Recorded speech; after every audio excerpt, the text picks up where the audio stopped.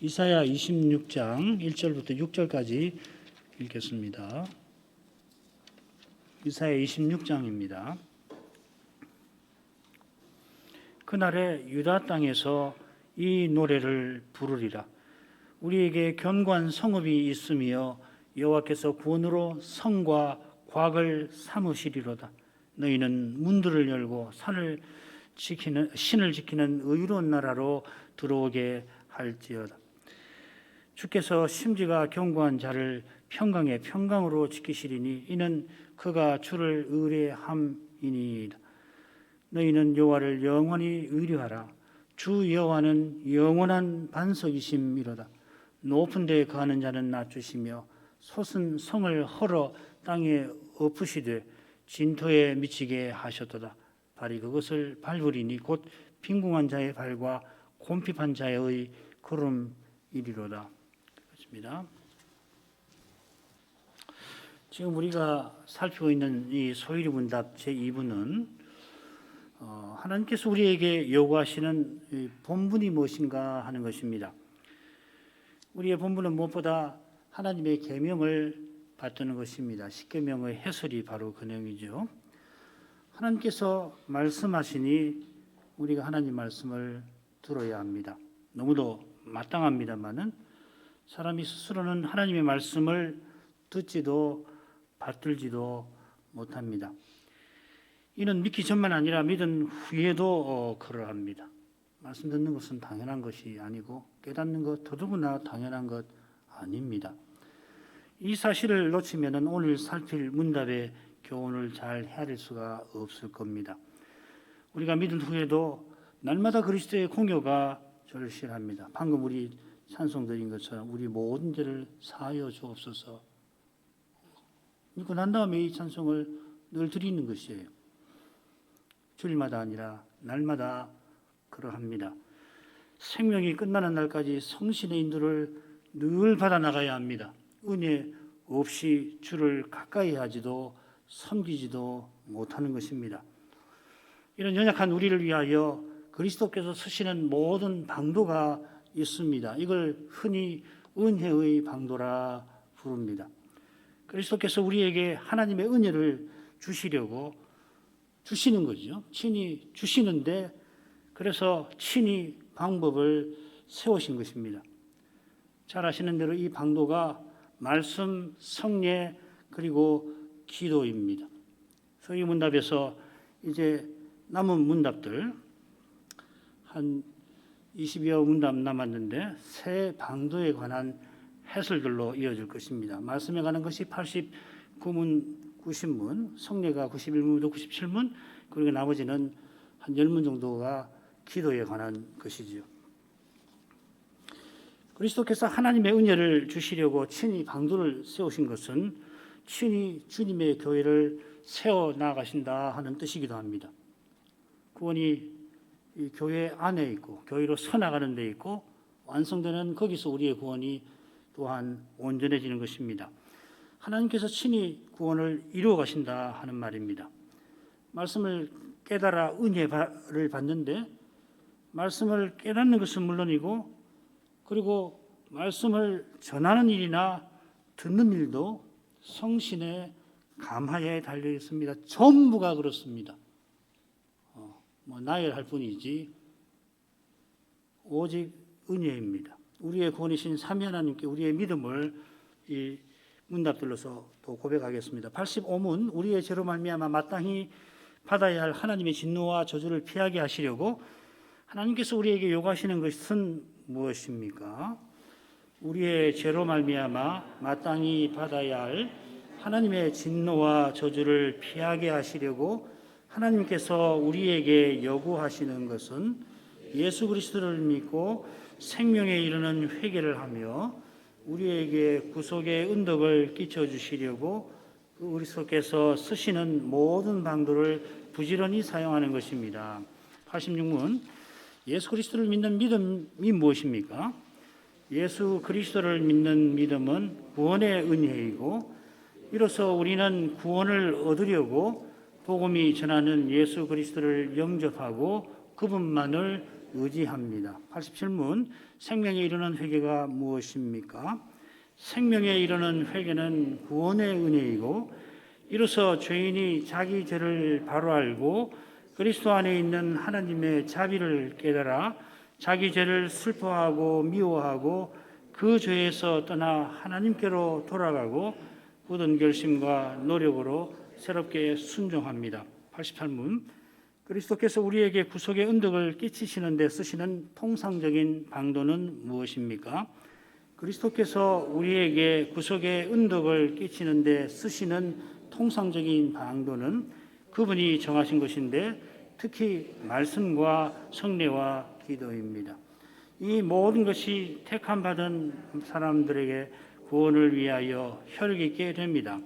네 가지 주제로 이 네 문답의 경우를 간단히 살펴보십시다. 첫째로 하나님께서 우리 죄로 말미암아 우리가 마땅히 받을 저주에서 친히 피하게 하십니다. 둘째로 그리스도를 믿는 믿음은 구원의 은혜인데 그리스도만 의지하는 것입니다. 셋째로 생명에 이르는 회개도 구원의 은혜인데 하나님께로 돌이키는 것입니다. 넷째로 그리스도께서 구원의 은혜를 주시려고 친히 방도를 세우셨습니다. 첫 번째 주제입니다. 85문에서 말하는 우리는 은혜 언약 안에 있는 백성이지 언약 밖에 있는 사람이 아닙니다. 조금 제가 강하게 말했습니다. 실은 배제하는 것은 아닌데 왜 이렇게 말씀드리냐면은 언약 밖에 있는 사람의 죄는 소유리 문답, 특히 은혜 언약 밖에 있는 사람의 죄는 소유리 문답 제1부에서 다루는 것입니다. 13문부터 19문에서 그것을 다루고 이어서 20문으로 가면은 하나님께서 모든 인류를 죄에서 건져내시려고 은혜 언약을 세우셨다 합니다. 이런 교훈 위에서 사람이 하나님께 대하여 믿을 것은 곧 이 은혜 언약의 중보자이신 예수 그리스도를 믿는 것이라. 그 교훈을 이 문답들이 이어지죠. 20문부터 38문, 이 제1부가 끝나는 38문까지가 특별히 그리스도께서 하신 일, 그리고 그리스도를 믿어 그의 은덕에 참여하는 일, 이 두 부분으로 이루어져 있죠. 그리고 지금 제2부 39문에서 마지막 문답까지 해서 하나님께서 요구하시는 것은 이 그리스도를 믿는다고 고백하는 사람, 곧 하나님께서 우리의 하나님이시라고 하나님을 우리의 하나님으로 모신 사람에게 요구하는 것입니다. 42문 보면은 주 우리 하나님을 사랑하고, 43문 하나님이 우리의 하나님이심으로 우리가 계명을 순종하는 것이 마땅하다. 모든 계명에 순종해야 된다. 이렇게 되어 있습니다.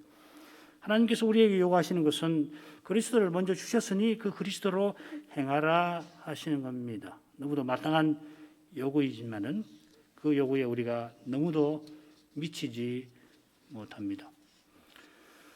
다윗이 인구조사한 일에서 이 사실이 잘 드러나고 있습니다.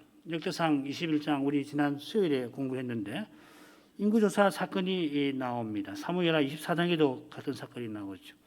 이 역대상 21장 인구조사 사건은 역대상 20장 후반부를 특별히 견줘서 볼 필요가 있는데 거기 용사들의 목록이 나와요.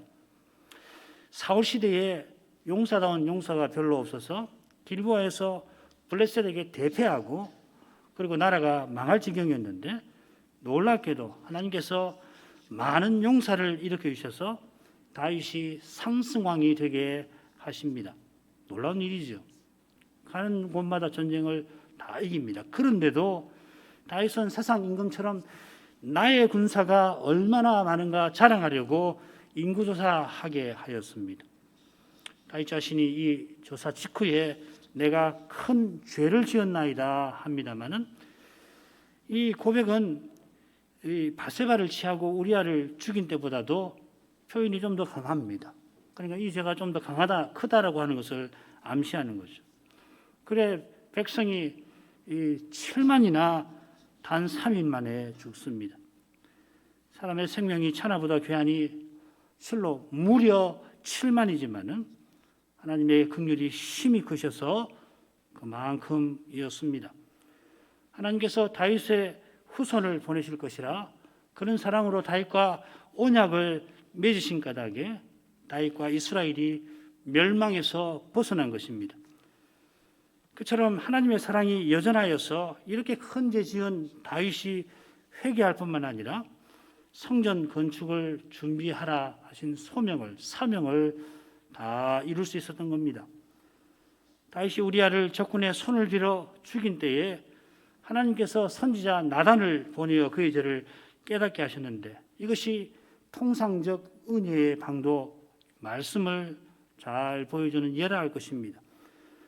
그처럼 다윗이 인구조사 직후에 회개했는데 어떤 계기로? 몰라요. 통상적인 선자를 보내서 하셨는지 알 수가 없지만은, 그러나 그가 회개했는데 그 계기는 모르지만은 하나님께서 그런 계기를 통하여 다윗에게 구원의 은혜를 베푸신 것입니다. 우리에게는 통상적이지 않죠, 사실은. 예정받은 사람은 무슨 짓을 해도 결국 구원받는다, 이렇게 말하는 건 너무도 죄를 쉽게 생각하고 너무도 은혜를 값싸게 여기는 겁니다. 자기 죄로 7만이나 되는 백성이 죽어나갈 때 그 죄를 씻을 길이 있다, 다윗이 쉽게 생각이나 했겠습니까? 그런 죄도 그리스도의 십자가로 사해 주신다는 확신은 대체 어디서 오는 것이겠습니까? 밤마다 죽어가는 백성의 얼굴이 떠오를 텐데, 때로는 꿈에 그들의 비명이 들릴 텐데 사람이 무슨 수로 견딥니까? 오직 주님의 무한한 사랑만이 견디게 하십니다. 그 사랑이 끝까지 붙으십니다. 그런데 십자가로 내 모든 죄의 사함을 받았다 하면서 마치 아무런 일도 없었다는 듯이 자기 죄로 피해와 상처를 받은 사람에게 전혀 책임 없는 것처럼 대할 수가 있습니까? 재앙을 백성에게 내리지 마옵시고 나와 내 아비 집을 치소서 했던 다윗처럼 그의 아픔과 상처와 피해를 자기가 기꺼이 치료해야 하지 않겠습니까? 일양의 그 죄수가 살인자였던 것 같은데 저는 잘 몰라요. 그 어머니가 찾아왔을 때 어떻게 그렇게 뻔뻔하게 나는 예수 믿고 죄 사함을 받았습니다, 나는 평안합니다, 그 앞에 대고 어떻게 그렇게 말할 수 있냔 말이에요. 그거는 죄 사함 받은 사람이 할 수 있는 소리가 아니에요. 참으로 죄 사함을 받은 사람, 자기 죄를 깨달은 사람은 그럴 수가 없다 이 말이죠. 참된 믿음은 얼마나 놀라운지, 그리스도 때문에, 그리스도 덕분에 자기를 죽이려 하는 동족의 구원을 위해서 내가 대신 저주라도 받을 수 있으면은 받으려 할 정도입니다. 바울이 그러지 않았습니까? 정말 두렵지요.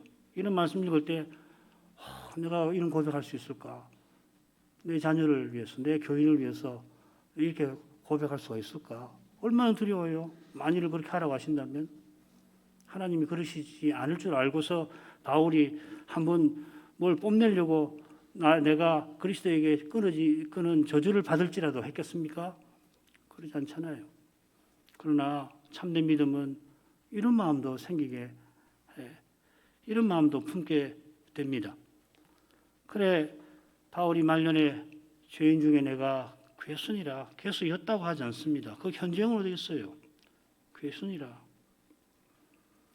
두 번째 주제로 가겠습니다. 하나님께서 우리를 진노에서 피하게 하시려고 무보다 예수 그리스도를 믿을 것을 요구하십니다. 증거 구절을 통해서 이 주제를 생각하십시다. 먼저 그리스도를 믿는 믿음은 구원의 은혜입니다. 믿음이 은혜 얻는 수단이지요.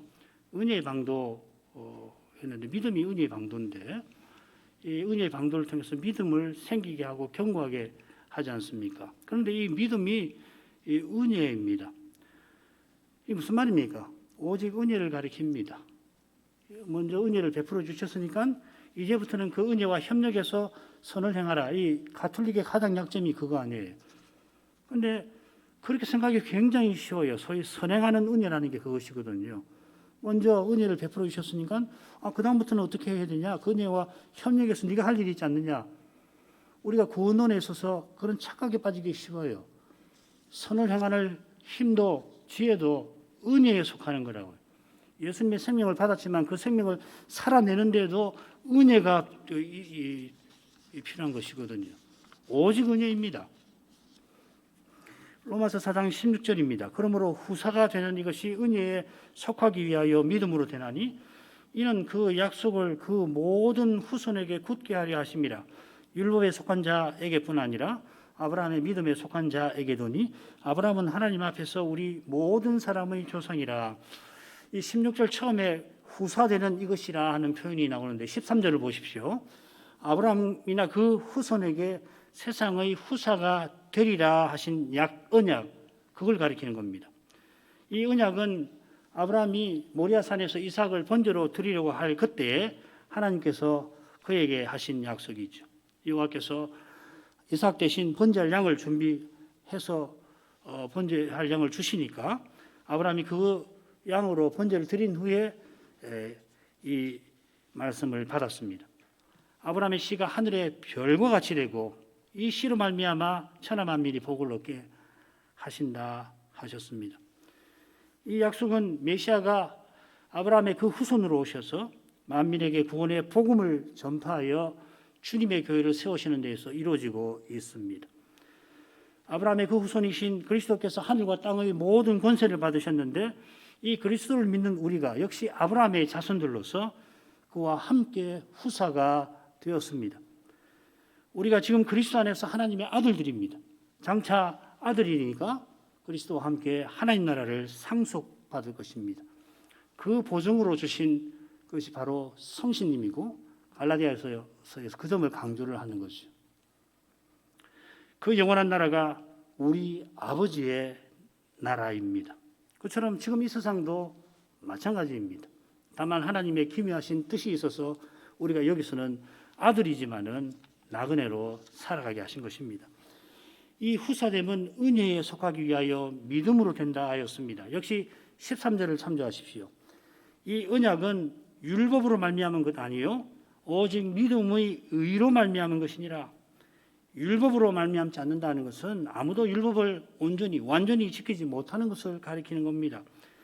사실은 하나님이 먼저 아브라함과 맺으신 언약을 기억하고 이스라엘을 애굽에서 구속하신 다음에 시내산에서 그 언약 백성을 위한 법을 내리신 것이죠. 그처럼 율법을 참으로 지키려면은 은혜가 있어야 합니다. 내가 구속해 놓았으니까 이제부터 네가 율법을 지켜라는 것이 아니라 율법을 지킬 때도 하나님 은혜가 우리에게 꼭 필요하다는 것을 기억해야 합니다. 은혜가 있어서 율법을 지키지만은 다윗의 경우처럼 온전히 지키지는 못하는 겁니다. 모든 계명을 순종하기를 이제 겨우 시작했을 뿐입니다. 우리가 하나님 나라를 상속하는 길은 은혜에 있습니다. 믿음의 의가 바로 이 은혜의 핵심 아닙니까? 우리가 믿음으로 의롭다 하심을 받는 이것, 이게 믿음의 의잖아요. 이게 바로 그 은혜라고 할 수 있을 만큼 핵심입니다. 의롭다 하심을 받는다는 것은 결국 하나님의 아들로 삼아주신다 하는 것입니다. 양자 삼으심입니다. 의롭다 하심을 받은 하나님의 아들 되는 수단이 믿음인 것입니다. 하나님께서 죄인을 자기 아들로 삼으시듯이 하나님을 불신하든 하나님을 떠났던 우리들을 믿게 하십니다. 믿음 자체가 은혜입니다. 믿음으로 되니까 하나님의 약속은 결코 무너지지 않습니다. 믿는 우리에게, 믿는 나에게 달려있다면 하루인들 약속이 유지되기 힘들 겁니다만은 우리가 믿는 주님께서 그 약속을 친히 이루시는 것입니다. 그래서 심지어 큰 죄범한 나라를 전멸시키는 옛 언약 백성들을 다 죽이게 만들 그런 다윗도 회개하게 하실 뿐만 아니라 이 다윗을 쓰셔서 언약을 이루어 가셨습니다. 이 약속이 율법에 속한 자에게만 아니라 아브라함의 믿음에 속한 자에게도 경고합니다. 여기 율법에 속한 자는 물론 믿는 유대인들, 아브라함의 혈육이지만은 믿는 유대인들을 가리키겠죠. 둘째로 이 믿음은 복음이 전하는 그리스도를 영접하고 그분만을 의지하는 것입니다. 이 영접하는 것도 물론 필요하지만은 이건 1부에서 다뤘다고 보고 2부에서는 이 의지하는 것이 강조될 필요가 있을 겁니다. 이사야 26장 3, 4절 읽겠습니다. 주께서 심지가 견고한 자를 평강에 평강으로 지키시리니 이는 그가 주를 의뢰함이니이다. 너희는 여호와를 영원히 의뢰하라. 주 여호와는 영원한 반석이심이로다. 이 말씀을 흔히 견고한 성읍의 노래라 그렇게 부릅니다. 이사야 24장부터 27장까지 이사야의 묵시라고 이 독특한 한 단락을 이루는 이 말씀인데 여기 네 개의 노래가 나와요. 24장에 그리고 25장, 그리고 26장, 27장이 나오는데 25장 1절부터 5절까지는 파괴된 성의 노래라 하는 별명이 붙어 있고 지금 간단히 살필 이 말씀은 견고한 성읍의 노래입니다. 그래 1절부터 6절까지인데 1, 2절은 우리에게 견고한 성읍이 있다 하고 노래가 시작되고 3, 4절은 주님을 의지하는 자를 평강에서 평강으로 이끄신다. 그리고 3, 5, 6절은 주께서 교만한 자를 낮추시는데 가난한 자, 겸손한 자들이 이 발에 짓밟히게 하실 것이다 하는 것입니다. 결국 하나님 나라가 겸손한 자들의 나라이고 교만한 자는 그 나라에서 다 쫓겨난다 하는 말입니다. 우리에게 견고한 성읍이 있는데 여호와께서 구원으로 성과 곽을 삼으시니 견고하다 하였습니다. 정말 그렇죠. 그런데 이 노래를 누가 부르느냐? 유대인만 아니라 만국에서 하나님의 심판을 피하고 남은 이들이 함께 이 노래를 부를 것이라 했습니다. 지금 이 말씀을 전하는 때가 어떤 때냐? 이 아시리아의 산헤립이 유다를 침공해서 유다의 모든 성읍들을 다 괴멸시키고 마지막으로 예루살렘만 온두막처럼 덩그러니 상징막처럼 덩그러니 남아있는 그런 현실입니다. 그런데 이사야는 믿음의 눈으로 이스라엘이 만민과 함께하는 예루살렘이 만민이 함께하는 견고한 성읍으로 설 그날을 바라봅니다. 얼마나 이 성읍이 견고한지 절대 무너지지 않습니다. 왜 그렇습니까? 여호와께서 죄인을 의롭다 하실 정도로 이 말 자체는 모순아니에요. 죄인을 의롭다고 어떻게 선언하실 수가 있냐는 말이에요. 죄인인데 의인이라고 말하면은 그 거짓말 아닙니까? 그런데 하나님께서 예수 그리스도를 십자가에 내어주심으로 죄인을 의롭다고 하실 수가 있고 죄인을 의롭다고 하실 때 그분은 실로 의로시지요. 이보다 의로울 수가 없잖아요. 우리가 악을 선으로 이겨서 참으로 선한 것을 행하게 하시는 것하고 비슷한 것이 여기 있습니다. 죄인을 의롭다고 하시는데 그분이 의로우세요. 얼마나 의로우신 분이냔 말이에요. 그러니 하나님 나라가 절대로 무너지질 않습니다. 2절에서는 신을 지키는 의로운 나라라 했습니다.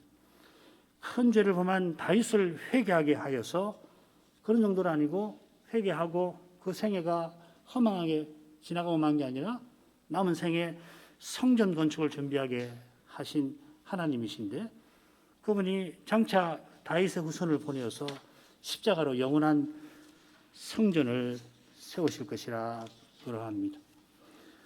그처럼 여호와께서 심지가 견고한 자를 지키실 것입니다. 이 사람은 신을 지키는 사람, 성실을 지키는 사람입니다. 심지가 견고하다는 것은 하나님을 늘 한결같이 향한다 하는 뜻입니다. 전심으로 여호와를 구하는 자입니다. 그런 자에게 평강이 약속되어 있습니다. 평강을 주시는 것은 하나님을 더욱 향하도록 주신 사명을 더욱 이루도록 하시는 것입니다. 지금 이사야의 현실, 이사야의 말씀을 겸손히 듣는 그 우리의 현실입니다. 이사야서를 읽을 때에 꼭 기억해야 될 것이 이 우리라고 하는 존재예요. 이 신비한 존재를처럼 보이는데 누구냐면 이사야의 말씀을 착실하게 듣는 그 백성을 우리라고 표현해요. 그걸 놓치면 안 됩니다. 그런 분들이 지금 어떤 현실에 처해 있는가를 볼 때 이 평강이라고 하는 것은 참 놀라운 평강이죠.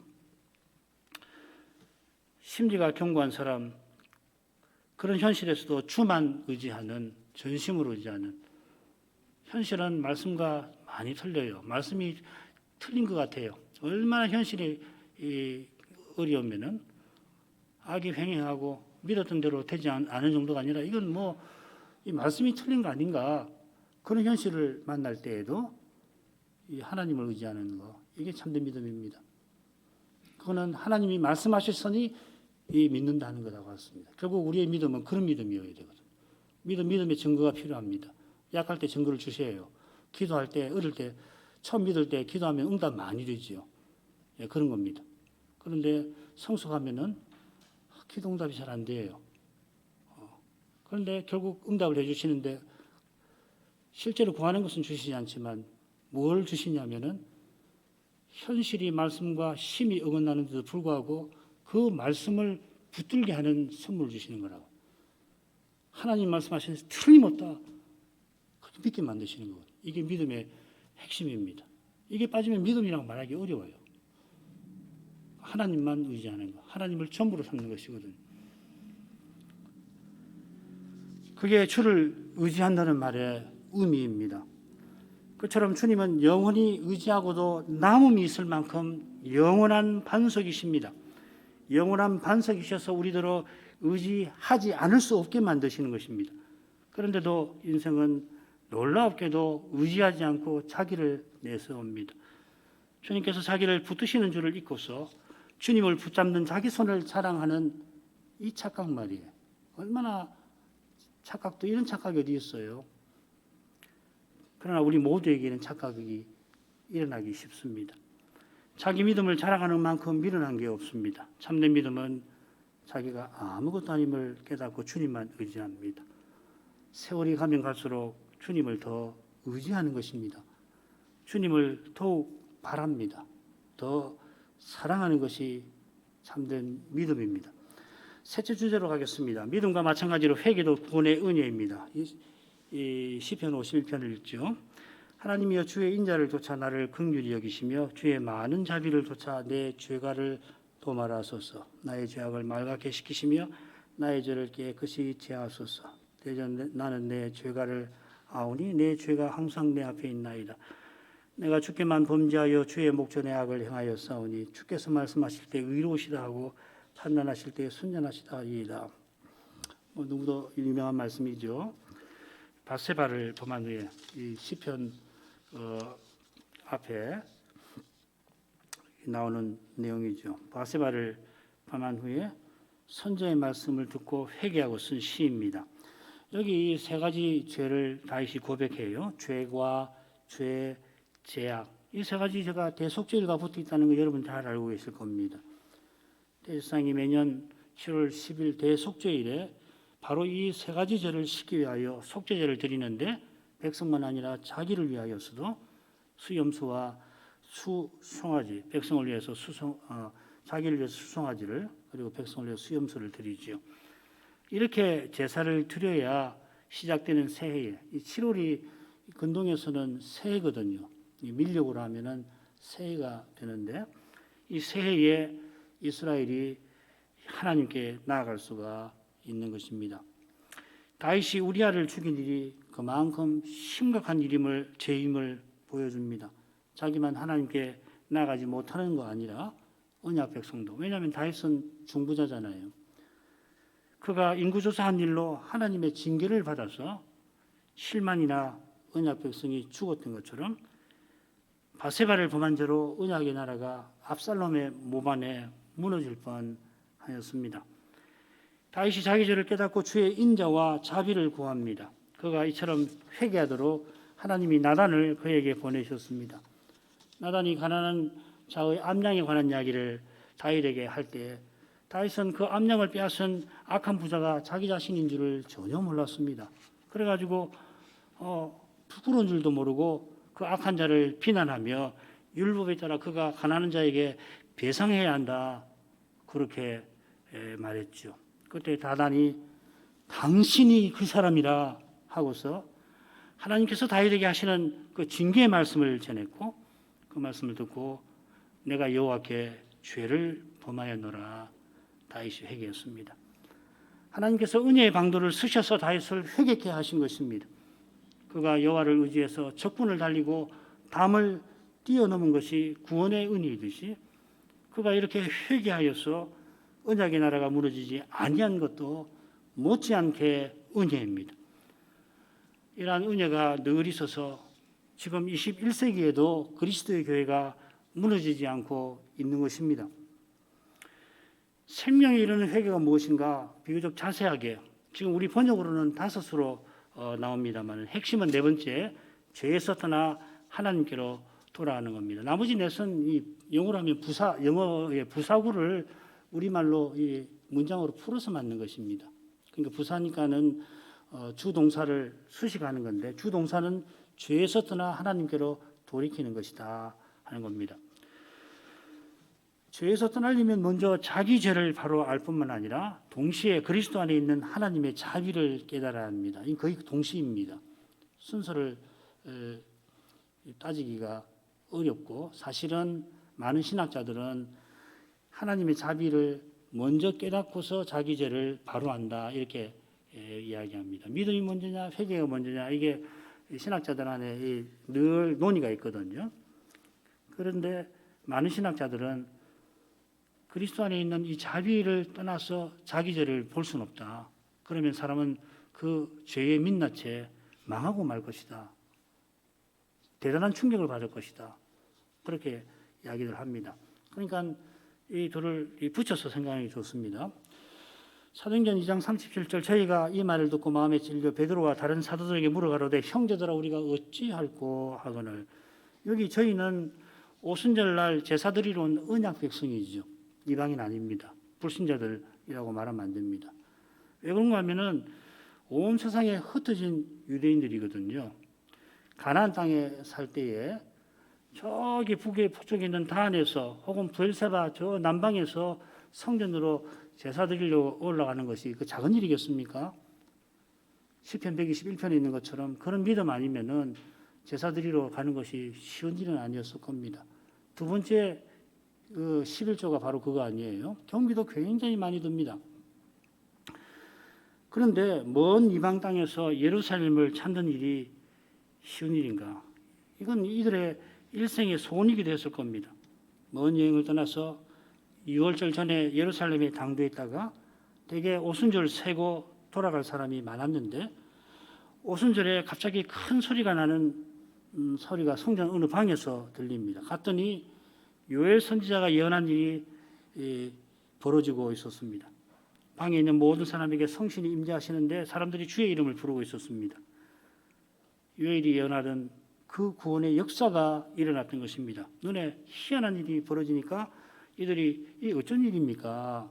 어떤 사람은 쓸데없는 소리 되죠. 세술에 취하였구나 하니까 베드로가 다른 사도들과 함께 일어나서 그리스도의 십자가와 부활과 승천에 관해서 전했습니다. 그 36절이 요약이에요. 결론인데 그런즉 이스라엘 온 집이 정령이 알지니 너희가 십자가에 못 박은 이 예수를 하나님이 주와 그리스도가 되게 하셨느니라. 이 말을 듣고 그들이 성신의 가마로 예수를 십자가에 못 박은 자기 죄가 얼마나 큰지를 제대로 알게 되었습니다. 자기 죄가 얼마나 큰지를 알았지만은 동시에 그 죄 사함 받을 길이 사도들에게 있음을 그들이 안 것입니다.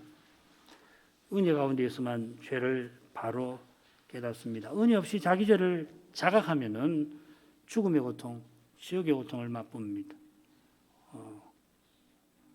우리 신앙생활할 때 이런 경험들이 있지요, 그죠? 정말 하나님의 은혜가 확신이 들지 않고 확신뿐만 아니고 내가 정말 구원받은 사람인가 하는 생각이 들면서 죄를 깨닫게 하실 때는 그 죽음이죠. 지옥 같은 공포도 느끼지요. 하나님의 자비 안에서 자기 죄를 깨닫는 사람은 자기 죄를 슬퍼하고 미워하고 자기 죄에서 떠납니다. 에스겔 36장 31절을 인용합니다. 그때 너희가 너희 악한 길과 너희 불선한 행위를 기억하고 너희 모든 죄악과 가정한 일을 인하여 스스로 믿게 보리라. 그때는 1차적으로 여호와께서 이스라엘의 포로를 돌이키실 때입니다마는 궁극적으로는 내 신을 너희 속에 두실 때입니다. 방금 우리 공부한 오순절, 성신이 강림하시는 오순절을 이 위대한 말씀은 예언하고 있습니다. 그때 이스라엘이 자기의 모든 죄와 가정한 일을 미워할 것이라 하였습니다. 방금 사도들의 강수를 듣고 우리가 어찌할꼬 했던 유대인들이 예수를 십자가에 못 박은 것이 얼마나 악한 것인지를 알고 자신들의 죄를 미워했을 것입니다. 예수님을 부인했던 베드로가 자기 죄 지은 자기를 얼마나 미워했겠습니까? 성신 강림 후에 베드로가 온 세상에 복음을 전파할 때 십자가 전날 장담하며 하나님 뜻을 이루려 하던 그러한 자기의 태도를 그 아상을 부인했을 것입니다. 그가 변화산에서 그리스도와 성부의 영광을 두 눈으로 목격했지만은 그러나 목격한 자기 경험을 앞세우거나 자랑하지 않고 우리에게 더 확실한 예언이 있다. 구원의 구약의 말씀을 철저히 따랐습니다. 이건 굉장한 일이에요. 왜냐하면 베드로는 사도라서 그렇습니다. 사도로서 그리스도의 계시를 하나님의 계시를 목격한 경험으로 본 것인데 그런데도 자기 경험에 호소하지 않아요. 이것은 교만한 고린도 지도자들과 대조될 것입니다. 성신의 은사를 받은 자신, 성신께서 깨닫게 하신 그 지식과 깨달아 지식을 가진 자신을 자랑했지요. 이런 태도는 자기 죄가 뭔지도 모릅니다. 그러니까 믿음이 있으면 믿음을 주셨으면은 그 믿음을 발휘할 길이라는 게 있잖아요. 교회로 잘 서나가고 교회 문제를 풀고 또 이방인에게 복음을 전파하고 그런데 내가 믿음이 있다는 것을 과시하려고 우상 제물 제사에 참석하고 제물을 먹는단 말이에요. 얼마나 허망합니까? 왜 그렇게 이상한 짓을 하냐면은 교만해서 그런 것입니다. 그 자기 할 일을 모르는 것이지요. 주님이 지적하시는 것처럼 교만한 사람은 자기 눈에 들보가 있는 줄을 모르고 남의 눈에서 티를 기가 막히게 찾아냅니다. 역으로도 마찬가지죠. 남의 눈에서 티를 기가 막히게 찾아내는 것이 자기 눈에 들보가 있다 하는 것입니다. 이런 점에서 우리가 주님을 믿은 후에도 늘 회개해야 합니다. 하나님 은혜로 하나님의 뜻을 행할지라도 거기에 우리의 부족과 연약과 죄가 배어 있다면 웨스트민스터 신앙고백서에 보면은 재미있는 표현이 있어요. 사람이 도달할 수 있는 최상의 상태에 있을지라도 다른 사람을 구원할 만한 남은 공로를 세우는 것은 물론 아니고 하나님께서 요구하시는 그 요구를 다 이루는 것도 아니고 여전히 이처럼 연약과 부족과 죄가 있는 것이다. 그렇게 했습니다. 아무리 경건한 사람도 그리고 하나님 뜻을 쫓아서 무엇을 이루었다 하더라도 거기에 이 인간의 부패가 있다 하는 것입니다. 그렇다면 은혜 없이 행하기 쉬운 우리의 일상은 회개할 일로 늘 이어져 갈 것입니다. 회개할 일이 없더라도 회개해야 할 것입니다. 실은 루터의 가르침대로 우리는 일평생 회개해야 할 존재입니다. 회개는 그저 잘못을 뉘우치는 것이 아니라 자기를 부인하고 하나님을 향하는 것이라는 점에서 루터의 말은 실로 옳습니다. 하나님을 향하는 것은 굳은 결심과 노력으로 새롭게 순종하는 것과 붙어 있습니다.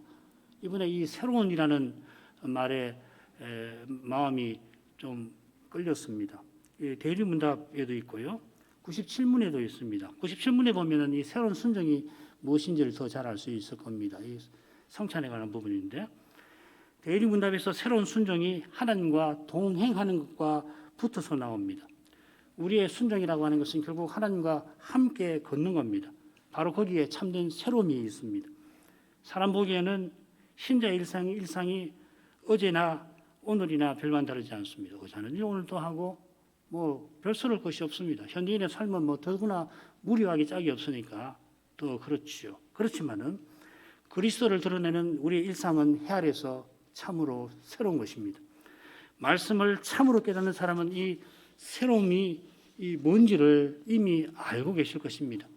하나님 말씀을 깨닫게 될 때 그 기쁨, 물론 깨닫는 과정은 매우 힘듭니다만은 말씀을 깨닫고 그 말씀을 순종하게 하시는 그것에서 이게 새로운 거, 그게 삶의 의미거든요. 그런 거 없으면은 결국은 이 세상 사람들이 추구하는 것과 똑같은 것을 추구하고 살 수밖에 없어요. 현실적으로 힘 있는 거, 돈이지요. 현대사회에서는 권력이지요, 명예지요, 사람들의 인정이지요. 그러나 하나님 말씀을 깨달으면 아까 말씀드린 대로 현실은 말씀과 어긋나게 보이더라도 희한하게 말씀하신 그분과 그분의 말씀만을 붙잡고 나갈 수 있는 것이거든요. 놀라운 겁니다. 하나님의 선물이죠. 이게 믿음이에요. 이거 없이는 이 어두운 시대를 이길 수 있을까? 배도의 시대를 이길 수 있나? 못 이기는 겁니다. 무슨 소리 이깁니까? 안 되죠. 그처럼 참된 기도도 하나님을 가까이 하는 것이라 새로운 것입니다. 어제 기도하고 오늘도 기도하는데 하나님께 나아가게 하시면은 삶은 그만큼 새로운 것입니다. 새로운 게 보이는 것이거든요. 기도하면서 그렇구나. 마지막 주제 간단히 살피고 마치지요. 이 주제는 통상적 은혜의 방도가 무엇인가 하는 것입니다. 말씀드렸습니다마는 그리스도께서 우리에게 늘 절실한 은혜를 친히 주시려고 친히 이 방도를 정하셨습니다. 이게 너무 당연한 것이죠, 그렇죠? 이걸 놓쳐버리면은 이 방도를 우리 것으로, 내 것으로 생각하거나 심지어는 주님이 주신 방도 아닌 것으로 은혜를 얻으려고 하는 것이죠. 기도도 마찬가지입니다. 기도가 은혜의 방도인데 어떻게 은혜의 방도가 되는가? 우리가 기도에서 배우겠지만은 이 기도를 오용하는 경우가 너무도 많잖아요. 말씀도 마찬가지고 성례도 역시 그러합니다. 그건 이제 고린도 전서 11장 후반부에 가면은 그런 문제를 또 구체적으로 다루게 될 겁니다. 주님께서 높은 산에서 우리에게 이렇게 기도하라 가르쳐 주십니다. 말씀을 전파하시면서 너희는 이렇게 기도하라.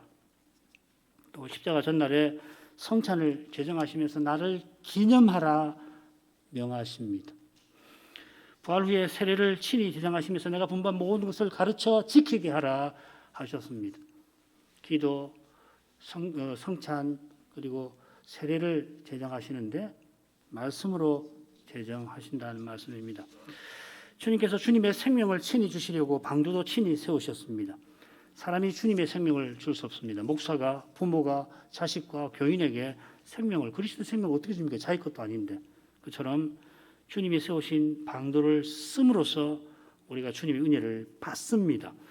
주님께서 주님의 생명을 주셔서 주님의 몸이 자라고 서고 자라게 하시는 것처럼 이 방도들을 주님의 몸인 교회에 세우셨습니다. 뭐 성찬, 그리고 세례 분명하죠, 그렇죠? 성찬과 세례는 그렇다 하실 건데 말씀과 기도는 어때요? 말씀과 기도도 무엇보다 교회의 예배와 붙어 있습니다. 이거 별개로 생각하시면 안 됩니다. 개인이 성경을 읽고 가정에서 함께 기도할 때 성신님이 틀림없이 은혜를 주십니다만 왜 은혜를 주시는가? 그리고 왜 그 목적이 뭐냐? 우리가 각각 그리고 함께 그리스도의 지체로서 그리스도를 드러내게 하시는 데 있다 하는 것입니다. 이 기도의 공적인 면, 말씀을 전하고 받는 일은 물론 전하니까 공적이지만은 말씀을 읽는 그 점에서 이 공적 측면, 특별히 교회로서 그리스도의 지체로서 이 성경을 믿는다는 이 점을 또 기도할 때도 마찬가지입니다. 이 공적인 측면을 꼭 기억하시기를 바랍니다. 그러면 기도의 내용이 달라질 것입니다. 바로 여기에 은혜의 방도들이 택함 받은 사람들에게 구원을 위하여 효력 있게 된다는 뜻이 있겠습니다. 우리가 그리스도의 몸과 지체로서 은혜의 방도를 정당하게 또 부지런히 사용할 때에 하나님의 구원이 이루어져 갈 것입니다. 바로 거기서 우리의 선택이 분명하게 됩니다. 이 말은 구원의 확신이 든다는 것과 동시에 구원의 역사가 성취되어 간다 하는 뜻일 겁니다. 이것은 우리가 하나님의 영원하고 변함없는 사랑을 확신한다는 뜻일 것입니다. 이만큼 하죠.